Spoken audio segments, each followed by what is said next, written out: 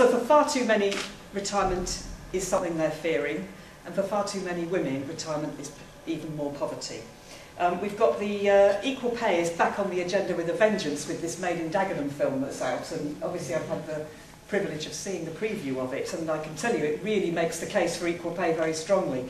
But I think the link between what you earn and what you get in a pension is absolutely critical. So if you start off in low pay and unequal pay and unfair pay, then you're going to have that replicated in retirement. And so all that we do to improve people's pay and all the attacks on people getting paid decently are storing up problems for the future. So I think ensuring that those two are linked together is absolutely critical.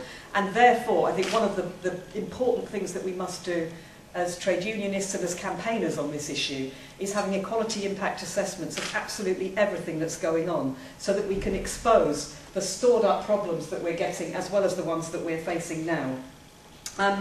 So some of the things which I've certainly dealt with is the particular position of part-time workers. And it seemed to me that every single thing that was happening was at one point meaning that a part-time woman worker retiring had everything against her. She'd paid the reduced stamp because she was married and nobody had told her what that meant if she did so. We also had, they were banned from joining the occupational pension scheme as part-time workers up until that became unlawful. And then those that could join were then treated unfairly, or even when women were finally, as part-time workers, allowed to join pension schemes, they started to close them all around the place. So the problems that we now have in some of the schemes that are being proposed by the government is they're introducing income thresholds, which will mean that yet again those people that we'd finally started to get into pensions coverage are going to be squeezed out again.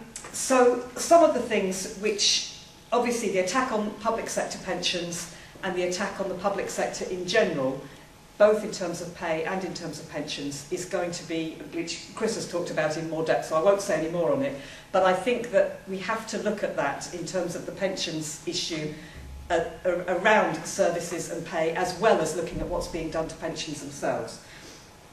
The disproportionate effect of everything that's being done on women is something which Yvette Cooper, who, as I say, spoke just now, I think very, very powerfully, saying we thought things were beginning to get better and now we're very, very worried about what the future holds for the next generation. Because on pensions, some of the things that we're sorting out are now going to be denied to younger people. And particularly daughters, there's a real danger that all this opens up again.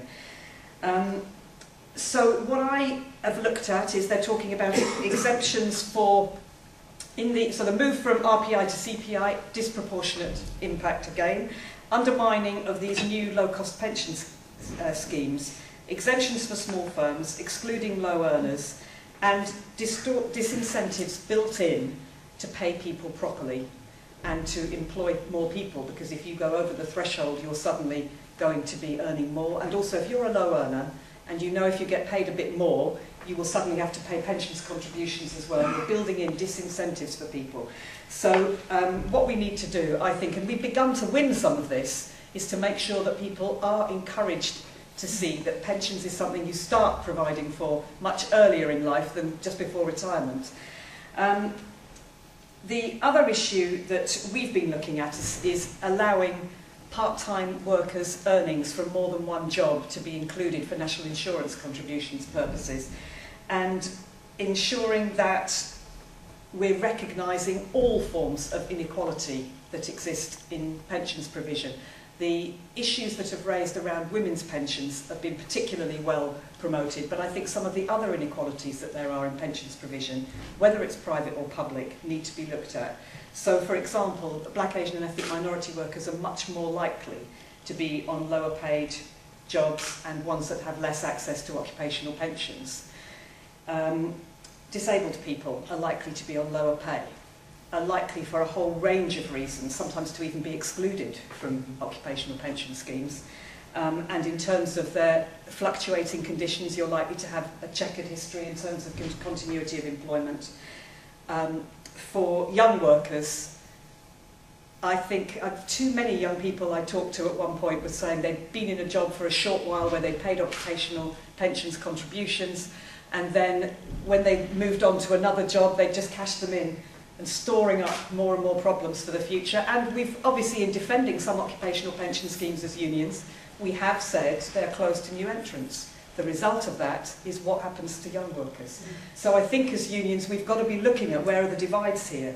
For those with same-sex partners, lesbian and gay workers in particular, I've had really miserable experiences before it was unlawful, trying to represent people who find that, one in particular, a woman who worked in the bus industry who died, and her partner came to see me, and we went through everything we could do to try and see how she could be supported by her partner's pension scheme, and there was nothing that nothing they could do. And they could not find a way through. And the union supported the case and did all it could, but legally they couldn't support it at that point. So there are horrifying inequalities built in that need to be looked at. The inequality, I think that when I look at some of the things I suppose that I think we ought to be doing as unions, is firstly to celebrate and protect the achievements that we have made. The Pension Protection Fund and the other protections that are there if a pension scheme goes bust are only there because of union action and a Labour government. We've got to look about what we can do to protect that. We've got to expose inequalities in pension schemes, and that means we've got to call for equality impact assessments. We've got to look at the impact of everything that's being proposed. We've got to represent our members and make sure that we've got union pension trustees and that they are trained and supported, and they're aware of all the inequalities that are there. I know, taking the Ford example, if you see the film, you'll find there were 187 women and 55,000 men in Dagenham at the time. And later on, years later, some of them came to see me about the pension scheme, because if you vote for things on a majority and you've got such a distorted workforce, then you can end up with inequalities. So we ended up saying we accept this change, which was of benefit to the vast majority of pensioners, but it was not an improvement to the women that worked there, but we reserve the right to take legal cases for sex discrimination and equal pay for those who may be disadvantaged by these changes that are coming in. So that's the kind of thing that can be done by unions. We also need to campaign and lobby with this government extremely hard to expose what they're doing. And I think one of the most important things in sort of pulling all this together is we should not find ourselves going along with the argument that people living longer is something that we should all be worrying about. It's actually something we should be celebrating. And we should be, I mean, Jack Jones in the trade union movement always argued very passionately for solidarity between the generations. And that's something I want to be, if you like, the generation on, carrying forward that message to the next generation. Because that's what pensions is about. Solidarity between those who can pay in when they afford it and take out when they need to. And it's a simple message, and everything that we do should be built on that. And at the moment, the message is everybody's on their own. Everybody's got to provide for themselves, and the government is backing off and backing off. And that kind of message is what we have to challenge overall as trade unions and as campaigners.